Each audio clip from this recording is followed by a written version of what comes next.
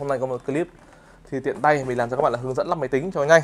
Thì với góc POV này không biết các bạn nhìn có rõ không? Đây, nó sẽ phải để ngón tầm từ ngay nhìn cho nó dễ nhá. Đây chiếc main này, mình có phần main đây, anh em luôn luôn để cái này đây cho mình đỡ bị tích điện. Vỏ này, vấn đề phụ kiện nữa là có một cái hướng dẫn sử dụng của MSI các thứ này, một cái trận main này, một cái SATA, một dây SATA. Sao bây giờ keyboard thế nhỉ? Một dây SATA, ốc NVMe, hai cái dây anten wifi. Cái này cần gì quay ở cái đấy không? Không cần quay đâu, chỉ thu âm thôi mà. CPU nó đang luôn luôn để cái tấm này đây nhá. Có mở ra làm gì cả các bạn ạ. Mở ra này.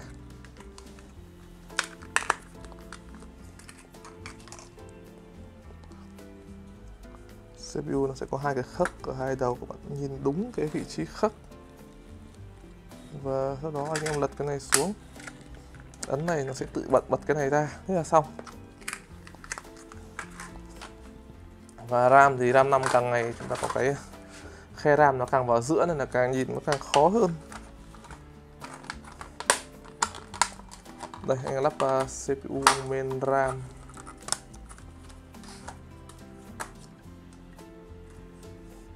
Hơn đấy con SDNV2 nhá.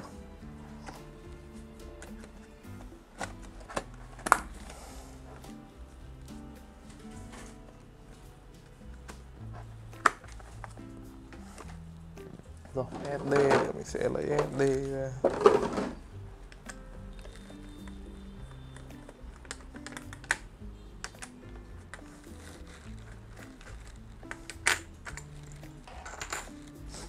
Đây chiếc SDNV2 của Pinter này.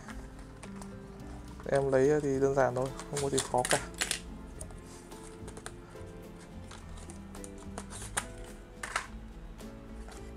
Đây mình có cái khe ở đây nhé, nó có một chiều thôi. Để lắp vào đây này. Made in thì đây, nói chung là cũng không phải dùng office nữa rồi. Và dưới này có anh em lưu ý là có một cái tấm tản nhiệt để bóc ra nhé. Thì nếu bóc ra thì thỉnh thoảng sẽ có trường hợp nó sẽ bị bay cái serial trên con SD này. Mình đã gặp trường hợp có trường hợp bị thế rồi nhá. Nhưng mà bù lại anh em tản nhiệt được cho SD, không tháo ra mà để đi lông ở dưới nó nóng lắm. Thì thằng mình anh em cứ lắp vào đi cho nó đầy đủ. Có điều khiển điều hòa đâu không em?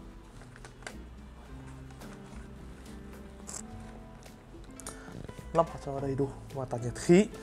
Anh em lưu ý luôn luôn để cho mình cái tấm này ở dưới nhá. Tấm ni lông tĩnh điện, tách điện. Đây còn tản. Lắp tản anh em luôn luôn lưu ý cho mình một cái, đó chính là đọc kỹ hướng dẫn trước khi lắp, chứ đừng tù mà tù mù. Nhiều lúc có những thiếu những cái đệm biết là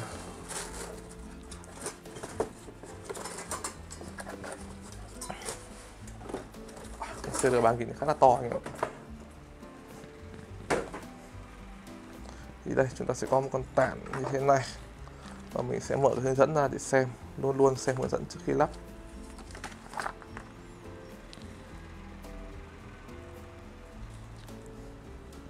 Luôn xem hướng dẫn trước khi lắp nhé. Chúng ta có 2011 này, Intel 1700.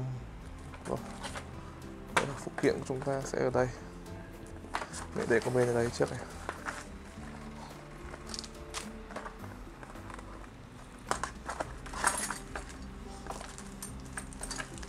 Khá là nhiều thứ, có một cái lông gen này, keo tuần bô này.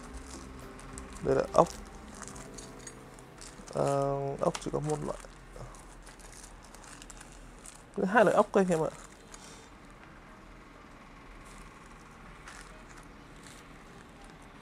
$1700 là đây. Cái này giữ lại, cái này không phải. 1700 mà dùng cái này.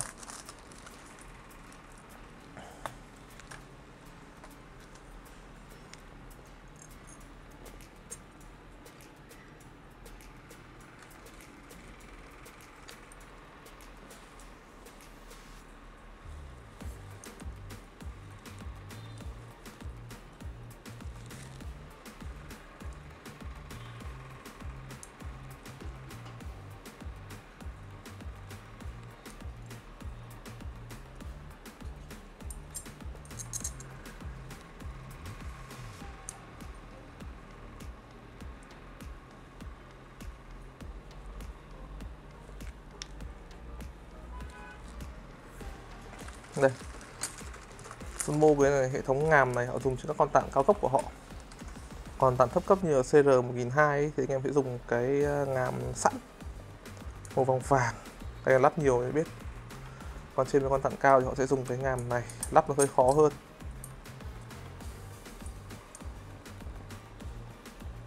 Ok, mới lắp vào lúp lắm rồi.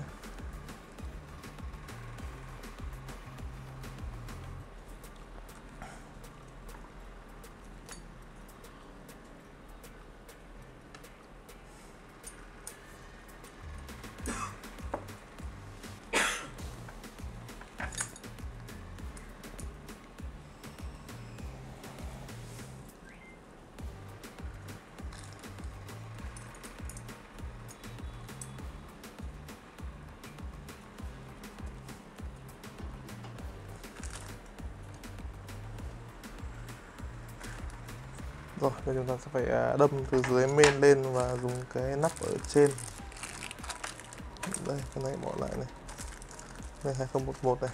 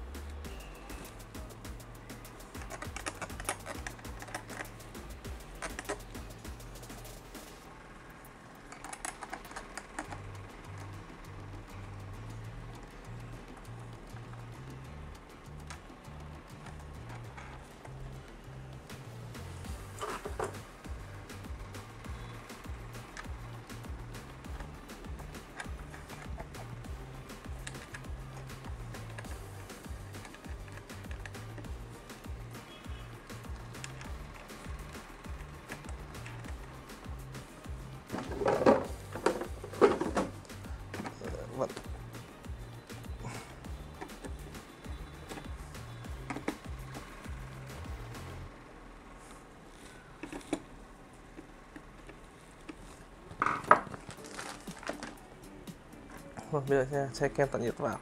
Thì để tra một cách để các bạn lười quét ấy, thì các bạn thể tra như mình. Đây là mình hướng dẫn các bạn cách tra là tra chữ X này. Thì này kem nó sẽ dàn đều hết được mặt của CPU nhá. Còn cái tra một chấm mà nhiều lúc nó sẽ không ra được lên phía ngoài này đâu. Thì cố gắng tra cho mình cái tra chữ X nhá.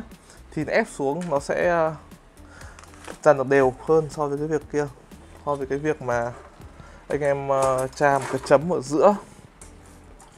Đây là hai cái quạt gắn nó lại ở đây.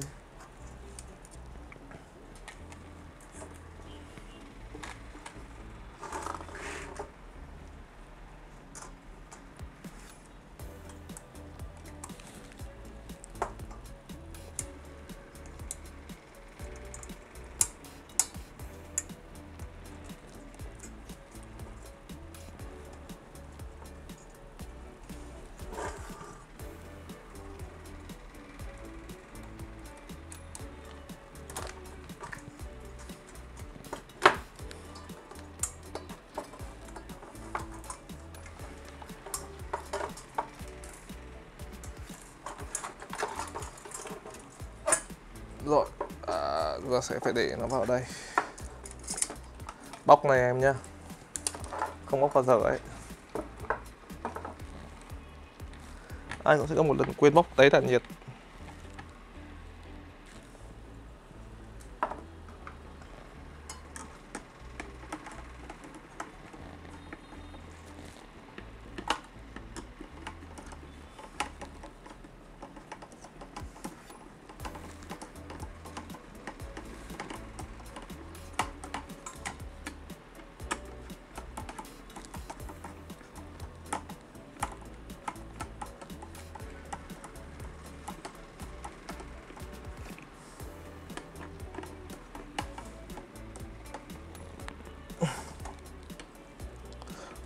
Cái là CR3000 này giá nó có 1 triệu mà nó có 2 tháp khá là hay. Anh sẽ được một cái quạt RGB và một cái quạt không led ở giữa. Đấy. Như các bạn thấy quạt đằng trước chúng ta sẽ có led vô cực ở chỗ 5 mặt này, còn ở trong thì sẽ không có. Đây là cái lưu ý nho nhỏ.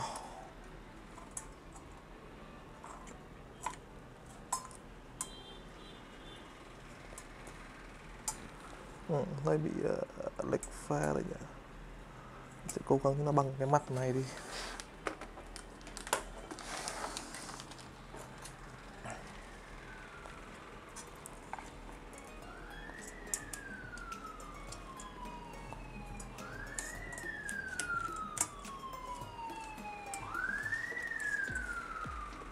Mình sẽ để này lại xuống cho nó hai cái nó bằng với cả bề mặt của nhau. Đấy, thì đây chúng ta có đèn led, rất là nhiều dây, rất là loằng ngoằng.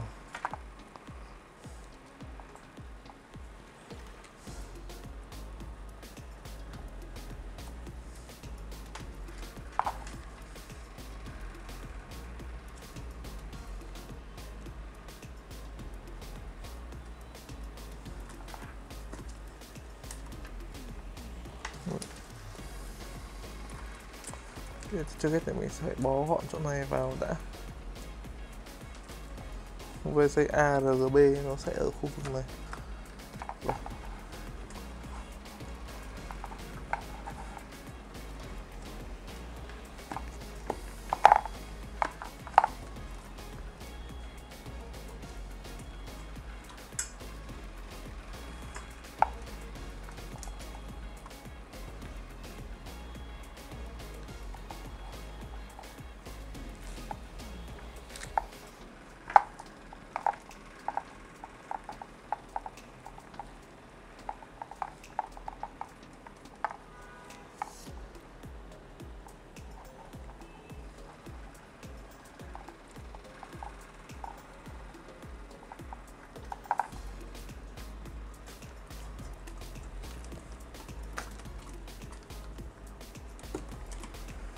Sẽ có dấu nó vào trong này nhé. Dây ARGB thì nó sẽ vào đây. Các bạn để ý bên thì nó sẽ có hai cái cổng nhé. Cổng RGB 12V là 4 chân và ARGB như này là 3 chân. Còn nếu mà cắm 4 chân vào chỗ 3 chân thì sẽ là cháy nổ, bởi vì nó quá điện, còn 5V mà. ARGB led cầu vồng có 5V thôi. Còn led pin 4 chân là 12V, nên lưu ý cắm là cắm đúng em nhé.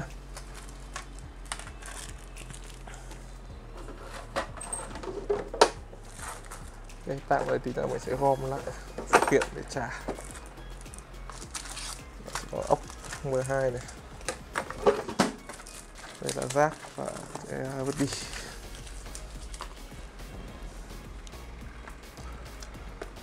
Rồi, đây là xong cái phần 3 cái cơ bản bộ máy, chính là main chip RAM.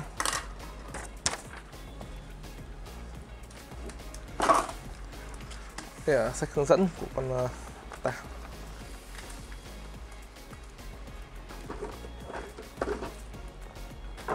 SD, kèm tản nhiệt, tất cả phụ kiện này mình sẽ gửi lại hết. RAM này. Rồi. Bên tiếp theo cái công đoạn gấp cây thì bây giờ mình sẽ để con cạc, bỏ con cạc lại nhé. Cạc có sách hướng dẫn sử dụng này. Còn lại thì cũng không có gì.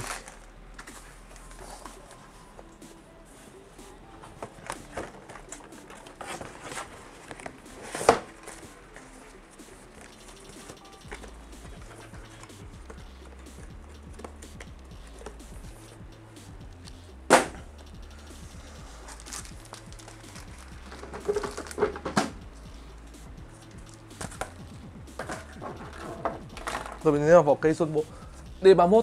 Cái vỏ nó khá là gọn. Nó là vỏ kích cỡ MATX anh em nhé. Và nó sẽ để nguồn ở phía trước này, nên là phần dưới sẽ không bị lãng phí. Và ví dụ lắp với cạc nó rơi tầm như cạc này chẳng hạn, nó ngắn mà, nó cần gì khoảng không này đâu, nên là để nguồn vào đây rất là hợp lý. Và quan trọng là nó gọn và nó thoáng. Anh em nhìn này, toàn mặt mét là chính. Sau khi cái chen kính đi ra quá nhiều thì mình thấy những cái vỏ cây mà nhiều lỗ như này, nó rất là hay, nó rất là hay cho anh em, nó lưu thông gió nó tốt.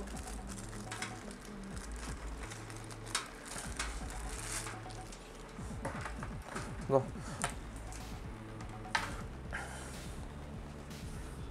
đấy, sẽ phải bỏ hết ra để chúng ta còn lắp quạt nữa. Bộ này dùng full quạt cho lưu thông gió tản khí cho nó tốt.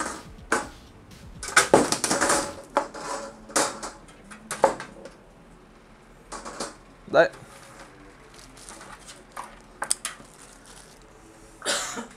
Thì trước tiên mình phải tháo cái tấm đỡ nguồn này ra trước.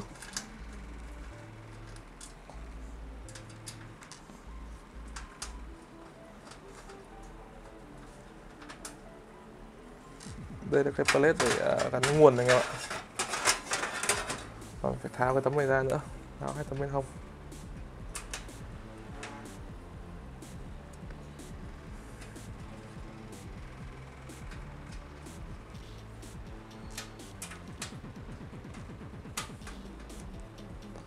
Cái tấm này mục đích là che cho đỡ lộ cái dây nguồn bên trong ra ngoài, thì vì tí nữa em đi dây em sẽ thấy là dây nguồn bên trong nó sẽ bị lộ đi khá là nhiều, nên cái tấm này nó sẽ che đi.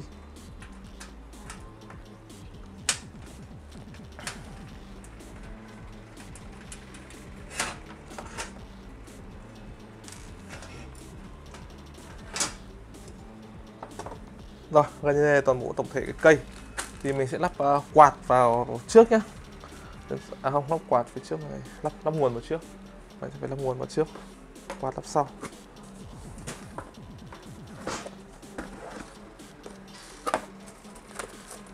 Đây, nó sử dụng nguồn này thì mình trả luôn cho gom một hộp cho dễ. Đây là nguồn semi module, tức là dùng đến dây nào thì lắp dây đấy thôi, không cần phải lắp hết các dây vào. Dây nguồn này thì trả luôn một thể vào đây. Dây thít này, cái dây 24 pin, một dây 24 pin, một dây CPU và một dây cạc sẽ được lắp sẵn. Và còn lại như bộ này ấy, thì chúng ta chả cần cái dây Molex để làm gì cả, dây SATA không cần, sẽ rất là gọn. Đấy, mình chỉ cần từng này dây là xong thôi, không cần thêm.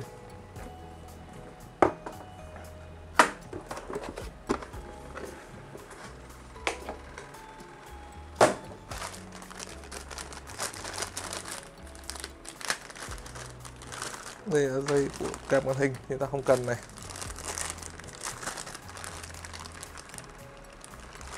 Đấy, như vậy hết dây. Đây mình sẽ cho lại vào túi cho về sau nếu mà lắp thêm cạc thì mới cần thôi, lắp cạc to hơn thì mới cần thôi, còn bây giờ thì không cần những cái dây này nữa. Và chiếc nguồn Antec đúng chiều thì quạt nó sẽ phải là quay đây, hoặc quay vào trong anh em ạ.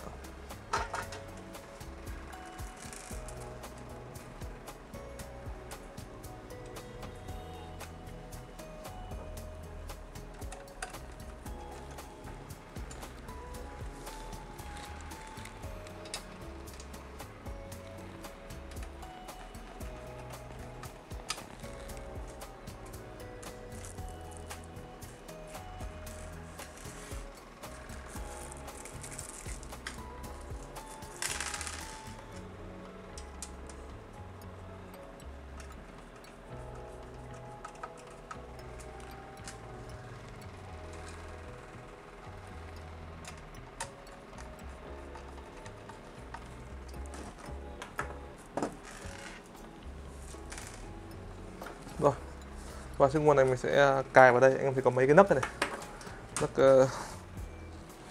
không nhỉ? Đây, nấc cao trên thấp dưới này thì này chỉ lắp quạt, không lắp 4-in-1, nên để cái nấc này cũng vừa, lắp cái quạt vào đây là vẫn thoải mái, bởi ở dưới sẽ còn khá là nhiều khoảng không. Và quạt này sẽ quay ra ngoài, hút gió từ ngoài vào nhá, thì nguồn nó sẽ khá là mát chứ không phải là quay vào trong. Mình nhầm.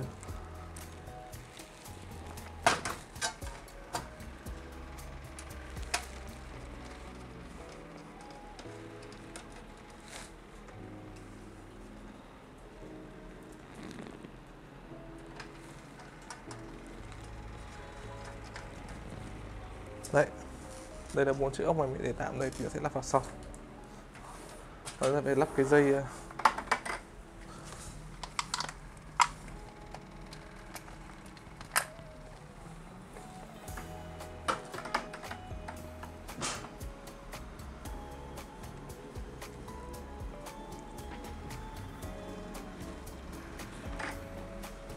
đây, nó phải lắp cái dây nguồn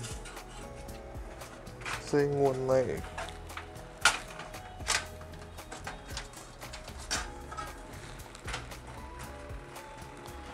Lắp vào đây, bật sẵn nguồn đấy. Đây là khu vực đi dây luôn cho anh em này. Thì bây giờ mình sẽ đi là cái dây 24, cái dây 4 pin của CPU. Dây 4 pin của CPU là đây, 4+4 này.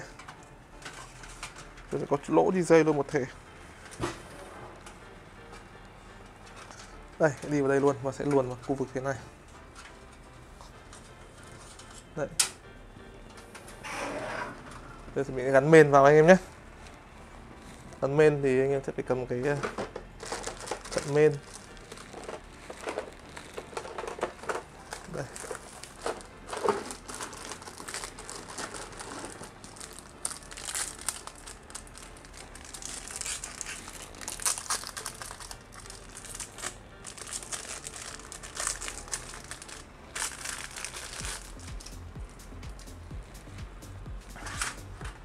Anh em lưu ý luôn bẻ này lên cho mình nhá, không nó chọc vào trong khe HDMI các thứ ấy. Này thực sự chả hiểu tại sao các hãng họ không kiểu bỏ một cái bao via ấy đi mà cứ suốt ngày phải để bao via đấy vào làm gì. Main nó sẽ còn thiếu một ốc ở phía dưới này, mình sẽ lấy từ ốc main này ra để lắp vào. Rất nhiều ốc luôn này các bạn, rất nhiều luôn. SSD không dùng này, nguồn nữa dùng ốc cùng nguồn rồi. Đây là ốc mainboard.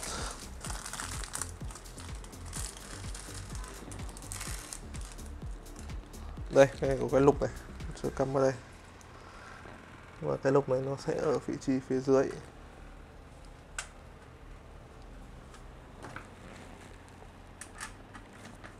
Cái túi vít vàng mất tích đúng không? Kỳ nhỉ. Bây giờ công việc còn lại khá là đơn giản thôi. Chúng ta sẽ để cắm dễ, em thấy cắm này vào trước này, kéo dây ra cắm vào trước. Và đây chúng ta sẽ có nguồn là 8+4 nên là mình phải tách một cái dây này ra. Đấy, lắp 8+4 vào đây.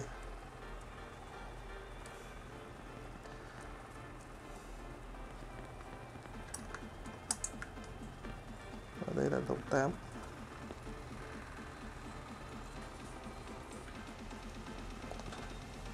Thằng khí cho nó che khá nhiều rồi. Và thả con này vào đây, đúng cái lỗ wifi, đẩy nó vào rồi.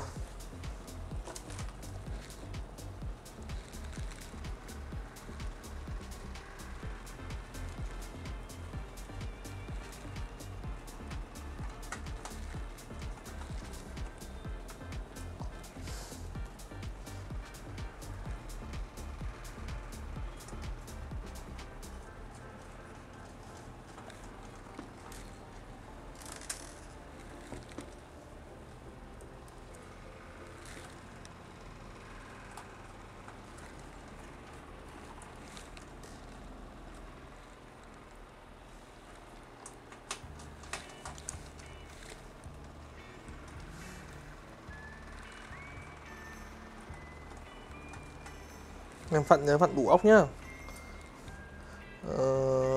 Nó sẽ cân bằng cái main, nó sẽ đỡ bị sệ. Thế khi em gắn cạc hoặc là gắn tảng thứ, và đặc biệt tảng khí mà không vặn đủ ốc trên này sẽ vít cả cái main này xuống, và có thể xảy ra trường hợp là gãy mạch, gãy ngầm bên trong ấy, có thể nhá. Với tảng khí to nặng như con này thì phải gắn đầy đủ cho mình, đừng tiết kiệm một 2 con ốc. Thế lúc nó sẽ là vấn đề là thôi ngồi nhìn nhau, sẽ kéo cái dây lại phía sau. Đấy.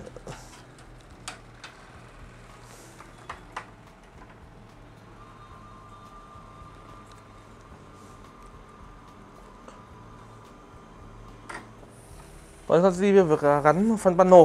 Đây là một cái đây, Zonbo chỉ có đầu bật nguồn và đầu LED switch thôi, nó không có gì nhiều cả. Đấy, power switch ở dưới này và power switch trên này và power LED. Các anh em nếu mà không biết cắm nào có thể tham khảo sách hướng dẫn sử dụng của Mainboard nhé, họ sẽ đầy đủ các thứ là cắm ở đâu cho anh em. Cái này mình cắm quen thì mình cắm thẳng vào đây luôn. Cộng 3.0 họ làm khá là mềm anh em ạ. Cộng Type-C.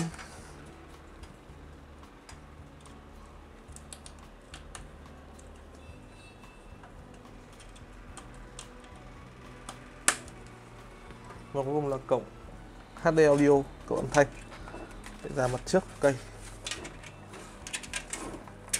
Âm thanh nó sẽ hơi ở một góc bên tay trái bên anh em nhé, gần lúc nào cũng thế. Thấy sao không cho gần nhau, cắm cho nó dễ. Cứ phải tách một ông bên trái và ông bên phải này. Đấy, về cơ bản chúng ta sẽ có cái này và gắn đầu dây 24 pin. Đây là 24 pin Mainboard, sẽ gắn thẳng vào đây luôn. Đây.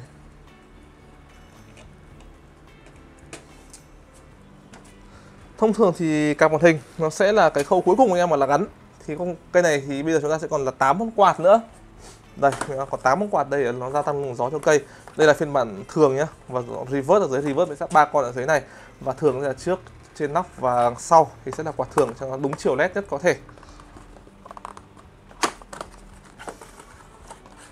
Đây là chiếc quạt chiều thường, anh nhìn cánh em phải để ý đây là chiếc quạt thường nhé. Cánh này, một chiếc, đây cũng là chiếc thường. Thường tiếp này, 2 chiếc. Mình sẽ lắp cái quạt thường ở phía trước này, hút gió vào này, 3 cái trên thổi gió ra này và một cái sau thổi gió nóng từ con tản nhiệt khí này ra. Thì mình sẽ lắp dần nhé, lắp dần dần. Con này có đến 3 cái chiều ARGB, 3 chiều vô cực luôn anh em ạ. Quạt này Sigmen.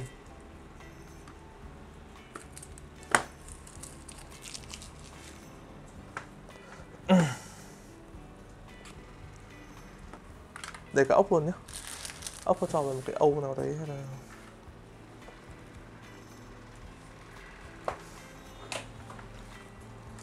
Đây, 3 chiều ARGB thì để đẹp nhất ấy thì mình sẽ đẩy cái chiều nó sẽ theo hướng này, tức là nóc dưới và lấy ra được cả, mà sau là phải che lại, mình sẽ không để chiều ARGB vào đấy. Quạt hút gió vào là một quạt khá là quan trọng, nó sẽ ảnh hưởng đến toàn bộ cái luồng gió của cây. 3 quạt hút vào. Mình sẽ 3 cái hút vào, 3 cái thổi ra anh em ạ. À đâu, 4 cái vào và 4 cái ra đúng hơn.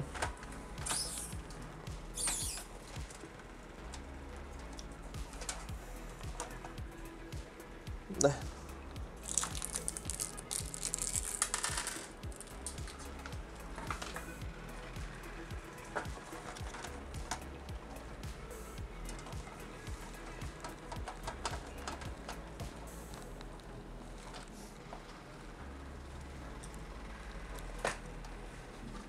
Và tí nữa mình hướng dẫn các bạn là cách chia LED, tại vì bây giờ 8 quạt này ấy, thì một cái đường 5V ở trên main sẽ không bao giờ đủ được cho các bạn cho 8 quạt này nó sáng cùng lúc đâu, nó sẽ bị nhấp nháy là thiếu điện. Thì là phải chia đường ra, chia đường ra anh em ạ.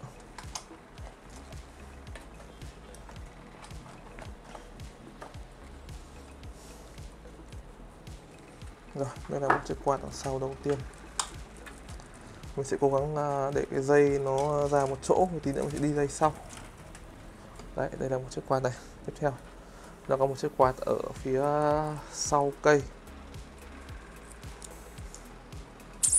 3 mặt vô cực, cái này để mạnh so với các quạt thị trường nhé. Hiện tại các quạt thị trường họ chỉ có 2 cái quạt, 2 mặt vô cực thôi. Nhưng mà này của mình có đến 3 mặt. Thì ví dụ cho vào đây này. Đây sẽ một bóc vào cho anh em xem.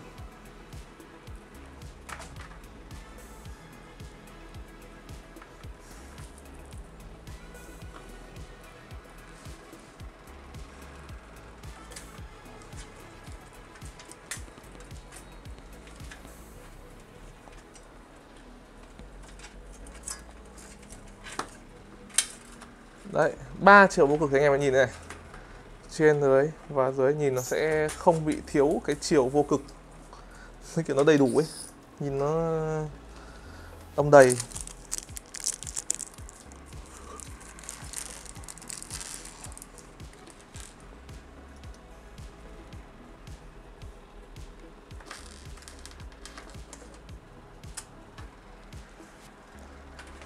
Cho hết ốc vào một cái Âu cho anh nhé. Hay là cái gì đấy. Hộp gì đấy được. Ở dưới này xem có mấy cái hộp gì không.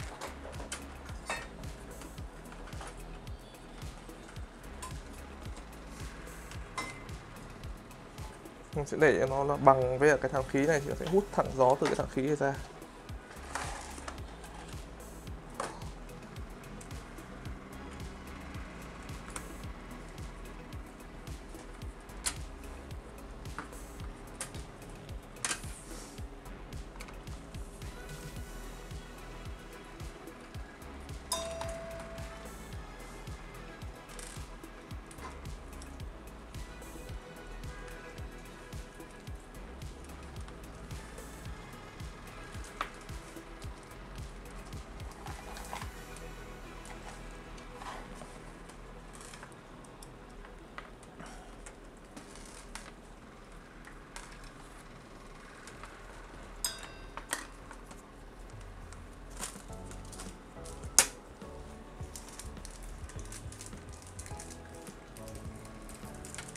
Rồi, bây giờ là hai quạt trước và quạt sau đã xong. Thì bây giờ nó đến quạt trên nóc và cuối cùng là quạt dưới đáy. Đây, cái dây quạt thì mình sẽ cố gắng để nó ra ngoài.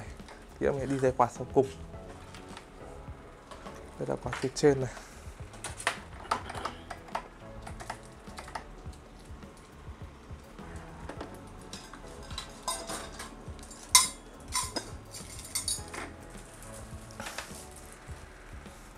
Có một cái lưu ý anh em cấp quạt ấy là cái chiều vô cực này mình vừa nói rồi nhá. Thì anh em sẽ cố gắng để là cái chiều dây về cùng một chiều, thì khi đấy mà quạt mà chạy RGB ấy, nó sẽ chạy là cùng một chiều với nhau, nó không bị lẫn lộn các cái hướng. Thứ tự led. Đây thì mình sẽ hướng đây. Sẽ để cho anh em xem.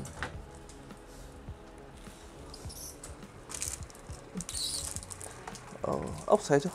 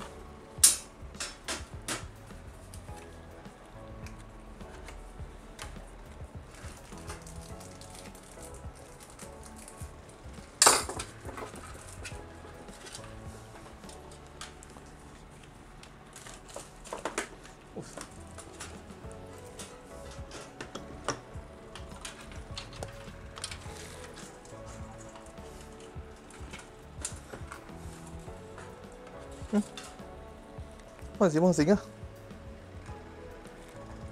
Con này dính bằng dính cái gì đấy này.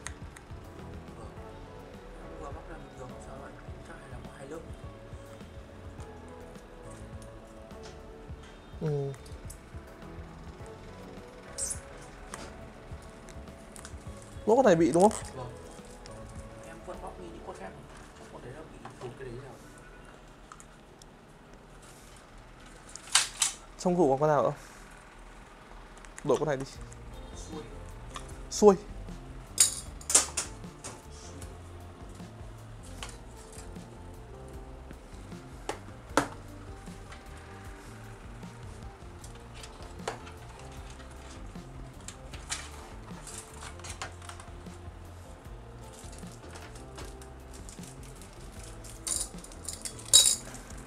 có để riêng thôi nhé.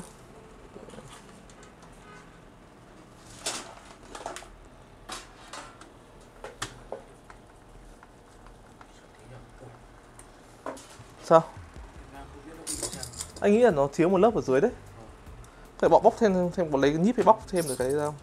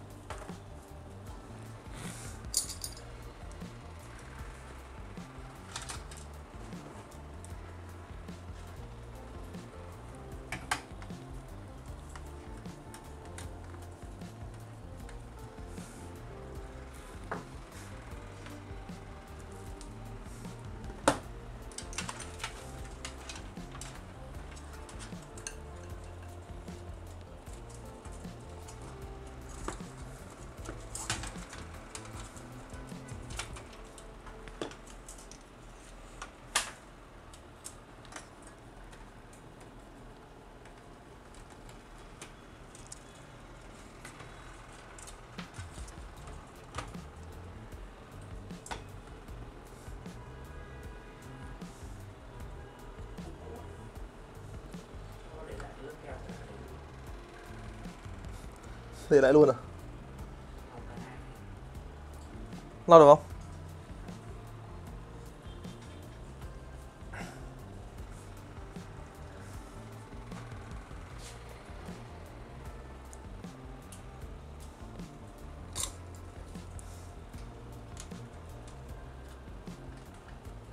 Không, con đấy về sau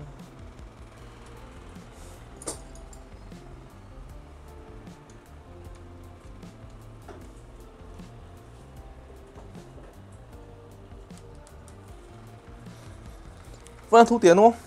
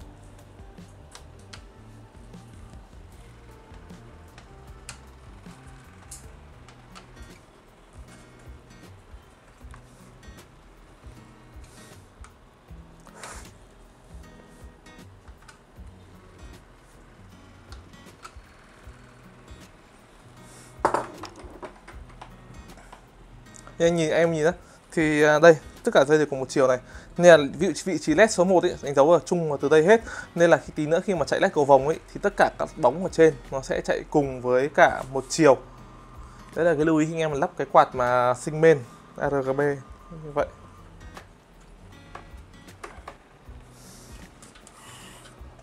Vừa bị mất tín hiệu tí anh em ạ. Đây thì cái này mình sẽ dây quạt CPU mình sẽ cắm chung với cả mấy cái fan nóc nữa, vì nó vẫn tải được mà. Một fan, hai fan, cái fan này sẽ xuống phía dưới, 3 fan,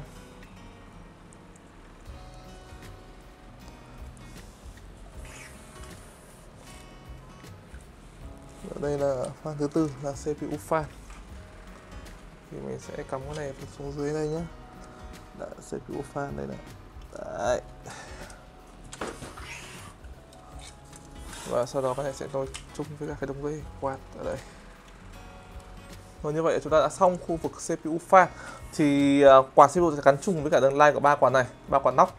Và ngoài ra chúng ta sẽ gắn đèn led của chiếc quạt sau và ba chiếc quạt nóc và đèn led cùng ARGB ở phía trên. Mình sẽ chia tải ra. Cái này nó có một cái dạng như dây khá là tiện anh em ạ. Đây, mình sẽ buộc cái này vào đây trước này. Thì mình sẽ bó hết tất cả vào sau.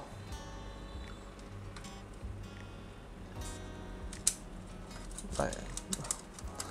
Rồi thì tất cả dòng dây nó sẽ đi vào đây chung một cái hõm này anh em nhé. Đây là hai dây này, hai dây khác thì mình sẽ để lại vào phía dưới. Tôi sẽ buộc vào những cái, anh em có thể có một cái tip là anh em bẻ cái này này. Đấy. Anh em bẻ cái này và anh sẽ luồn vào đây.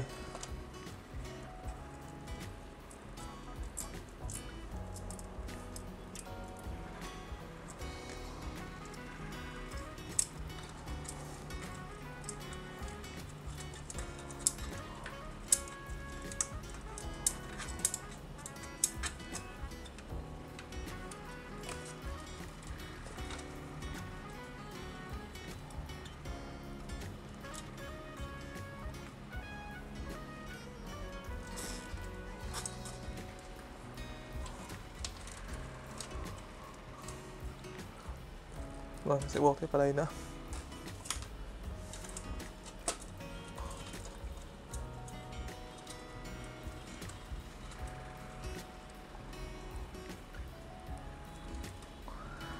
Nhưng cái việc mà anh em gắn nhiều quạt ARGB sẽ không thể tránh khỏi cái việc mà dây nó loằng ngoằng, trừ khi anh em dùng cái quạt không dây nối tiếp nhau ấy, như ở mấy chiếc Zonbo ZH120 hay là những chiếc như là con Lianli chẳng hạn, thì là quạt kép một không dây thì sẽ gọn hơn.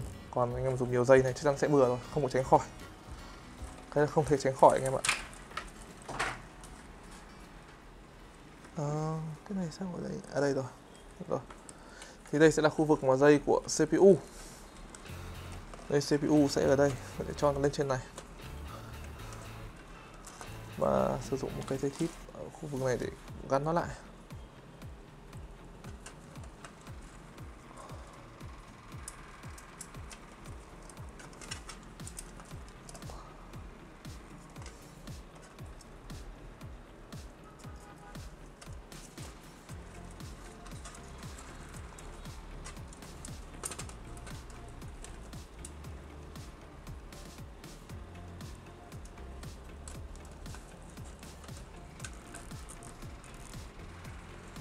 Đấy. Rồi. Dây nó sẽ ở đây. Và chỗ dây này cũng sẽ như vậy. Sẽ được bó cùng với cả những cái dây này. Nhưng cố gắng để dây nó không chạm vào khu vực quạt ở phía dưới. Cái dây lòng thòng này quạt phía dưới thì khá là sẽ chạm dây, nó sẽ gây cạch. Mình sẽ để nó vào đây. Đi đúng cái đường rãnh luôn. Đây.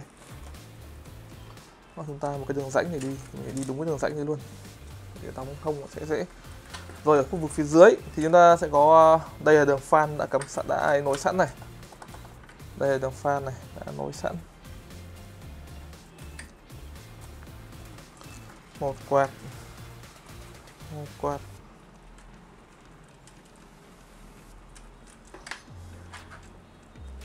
Đây, đường quạt đã nối sẵn vào đây.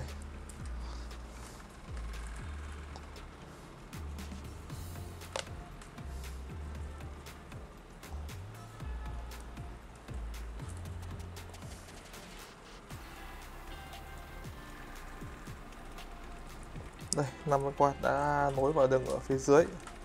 Bây giờ mình sẽ tách cái dây ARGB nữa là xong. Đây, dây ARGB.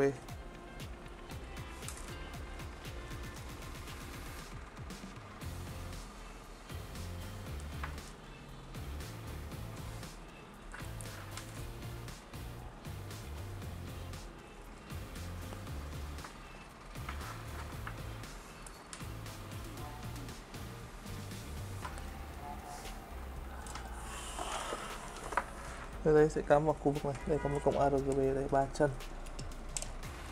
Mình sẽ cắm vào đây. Rồi. Còn cái còn lại thì sẽ bó tất cả cái dây này vào với nhau. Thì chúng ta sẽ cố gắng đi theo cái đường men ở phía hông cây các bạn nhé. Đây.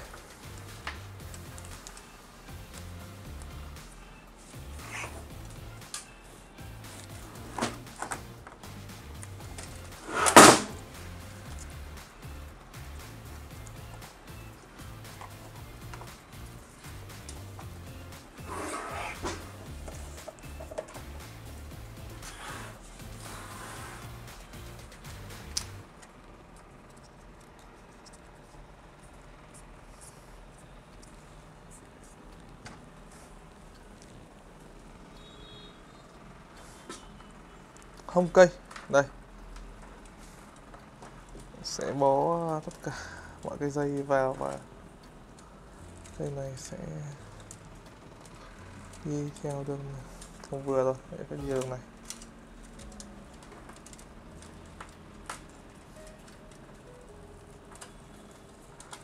Tức là đi về khu vực phía dưới này các bạn nhé. Đây.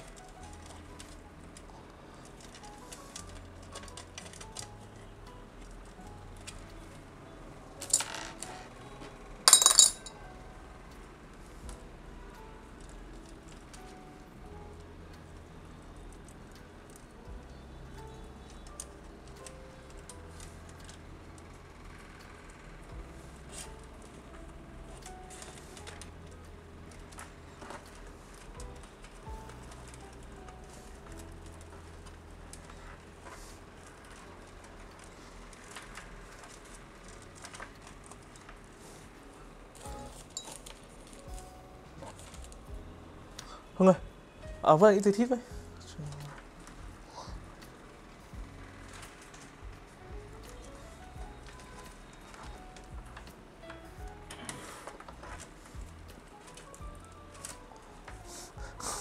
Một tuần này có mấy ngày không? Tính là có mấy ngày?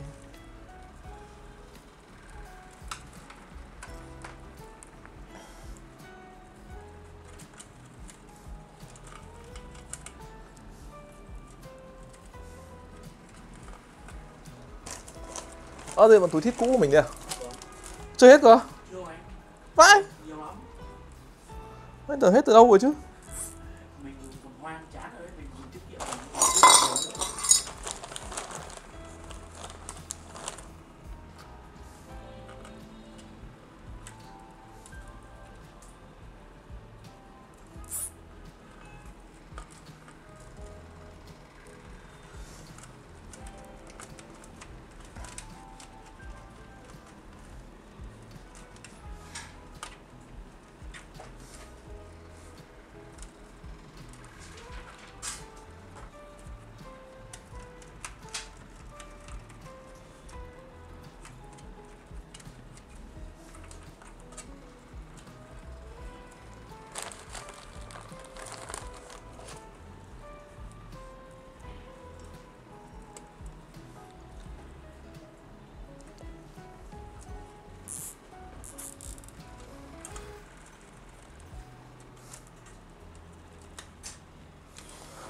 Rồi, chúng ta đã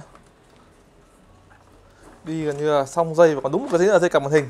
Thì bây giờ mình sẽ phải lắp con card này vào đã. Và card này các bạn thấy là nó sẽ ở cái slot số 1 ở trên cùng. Thì mình sẽ phải đây, mình sẽ để slot này.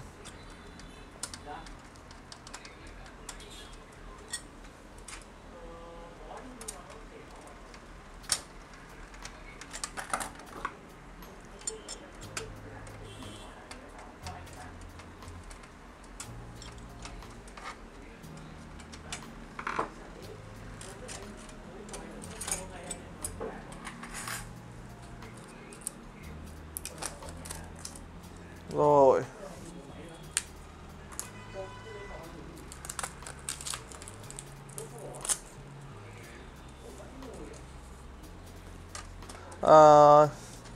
Sẽ cắm ở đây.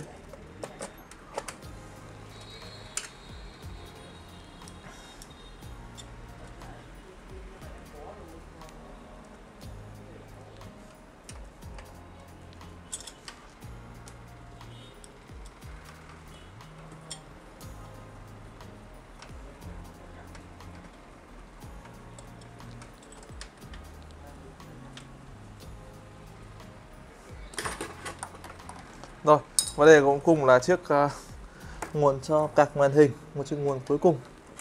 Rồi, và mình nhầm rồi, phải luồn ra phía sau đi các bạn ạ. Đây, luồn ở phía sau này. Và chiếc dây card màn hình sẽ đi từ vị trí này lên.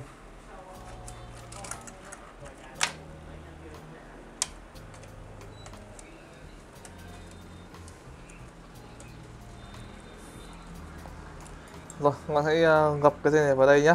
Với dây nguồn 8 pin bình thường cho card thì các bạn không cần quan tâm lắm đến cái vị trí 3 cm từ cái đầu nguồn đến cái vỏ cây. Khi mà các bạn dùng cái đầu nguồn 16 pin mới của NVIDIA, đầu 12V High Power ấy, thì mới quan tâm đến cái việc mà khoảng cách từ cái dây nguồn này đến cái kính 3 phân. Thì còn con nguồn này thì các bạn, còn con nguồn kiểu cũ thì các bạn không quan tâm đến cái đấy đâu, tại vì nó cũng tải không nhiều điện.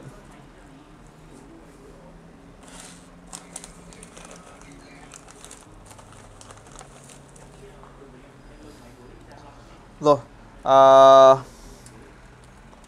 nốt cái cuối cùng mình sẽ thít cái dây này vào đây cho nó chặt nhé.